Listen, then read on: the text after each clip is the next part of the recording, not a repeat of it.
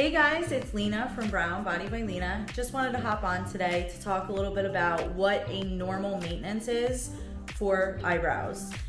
Everybody's a little bit different in terms of their lifestyle and what they want to see for their face, but I would say most clients is every 3 weeks, sometimes 4 if you're a really fast grower, anywhere from 2 to 3 weeks.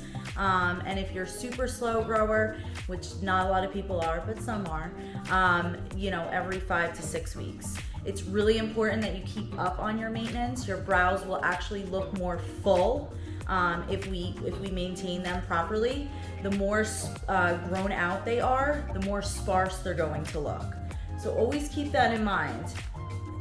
Maintenance is a very important thing. Plus, you'll just feel better. You'll feel clean and confident. But it's always important to remember you are beautiful and you are confident, so own it.